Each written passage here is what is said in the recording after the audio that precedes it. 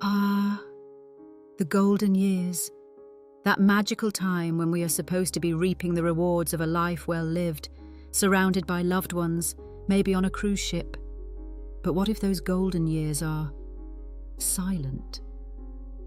What if the biggest threat to our aging loved ones isn't some headline-grabbing disease, but a quiet, creeping loneliness?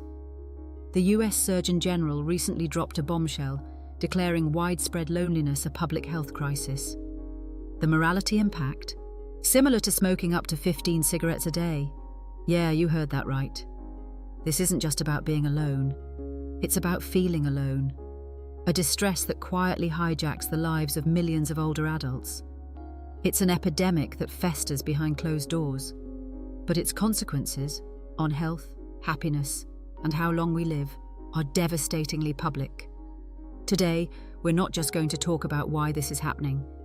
We are going to uncover the overlooked reasons and share powerful, dead simple solutions to help the seniors in your life feel seen, valued, and connected again.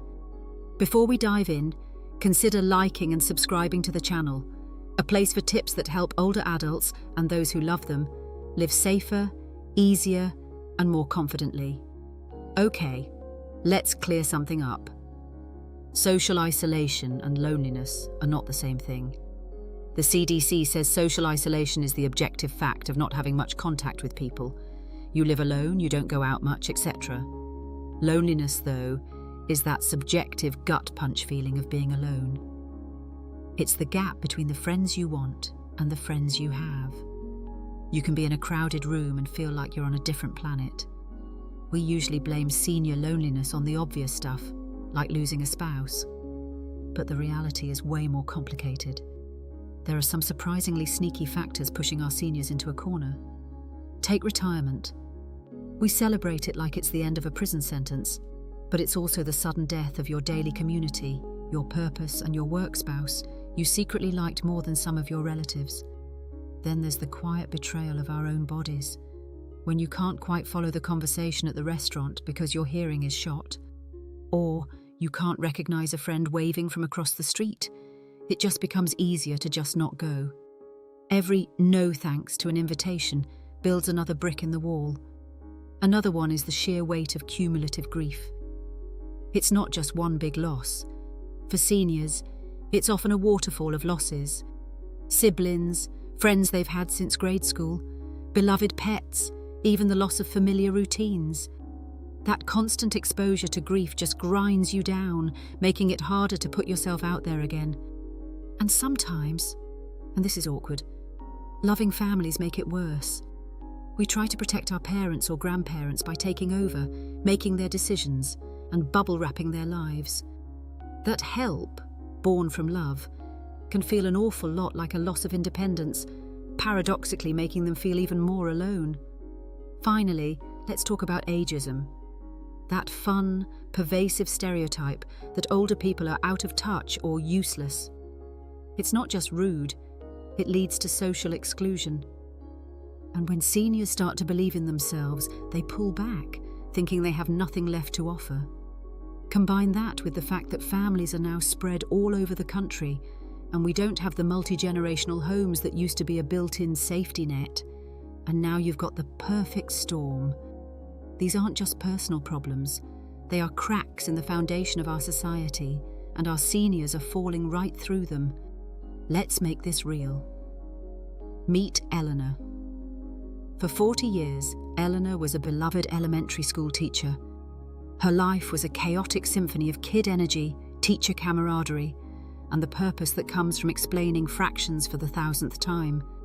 Her off hours were for her husband, Richard, and their 2 kids. When she retired at 67, she was genuinely excited. She and Richard had plans, big plans. Then Richard died. Suddenly. Her kids are grown, with their own busy lives in other states. They call, but the house is quiet. The school bells have been replaced by the ticking of a grandfather clock. Her friend group has shrunk, some have passed away, others moved to be near their own grandkids. She lives alone, and sure, she sees people at the grocery store, but she feels invisible. The cashier is polite but rushed. Neighbours wave as they speed off to work. These aren't connections. They are reminders of everything she has lost. Eleanor is now a statistic. Like nearly 1/4 of adults aged 65 and older, she is socially isolated. But more importantly, she is deeply, achingly lonely. Eleanor's feelings of being invisible isn't just sad.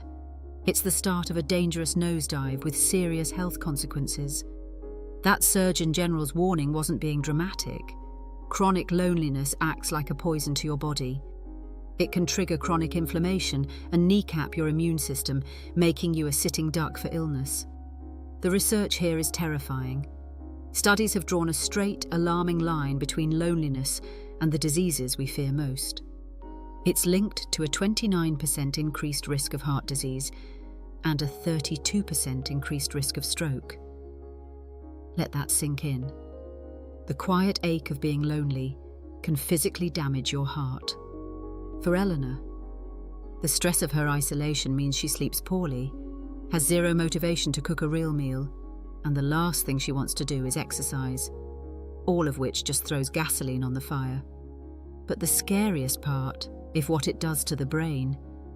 A massive analysis confirmed that feeling lonely increases the risk of dementia by as much as 31%.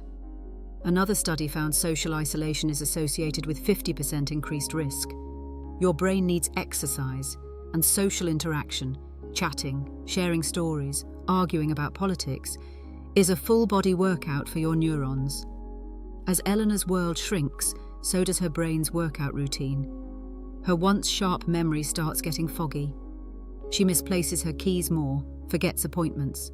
These aren't just senior moments, they are warning signs. And here's the cruelest twist.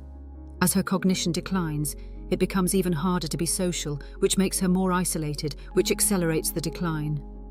Eleanor feels trapped, afraid she's becoming a burden. That fear pushes her deeper into her silence.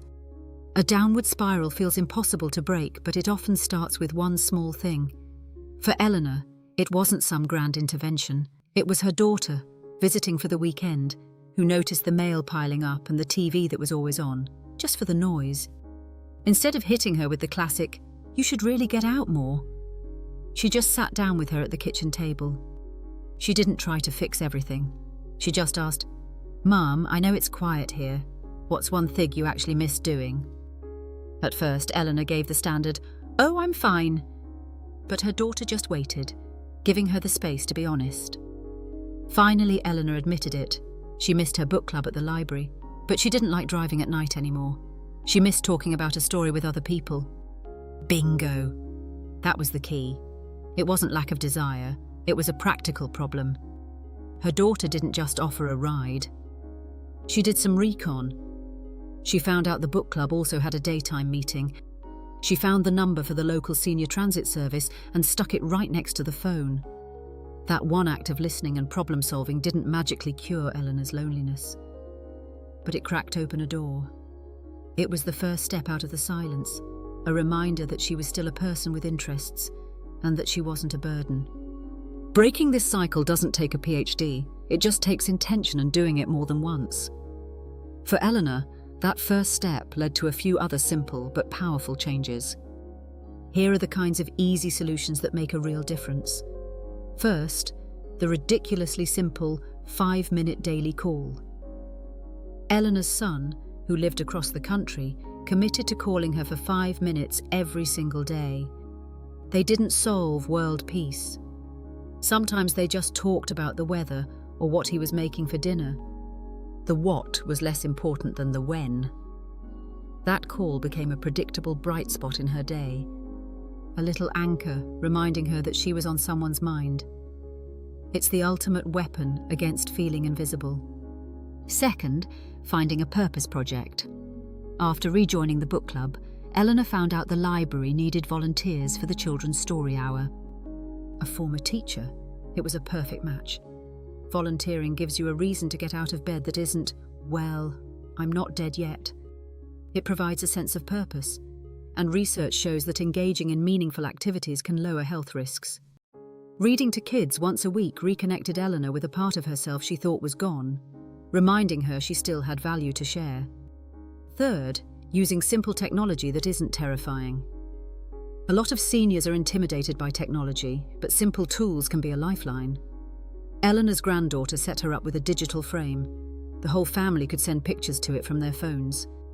It was a passive, sweet way for her to see their daily lives, a soccer game, a new puppy. Then she showed Eleanor how to video call on her phone. Seeing her grandkids' faces, not just hearing their voices, closed that geographic distance in a way a phone call never could. Overcoming these tiny tech hurdles can open up a whole new world. Finally, get them moving with other people. Loneliness and being sedentary are best friends.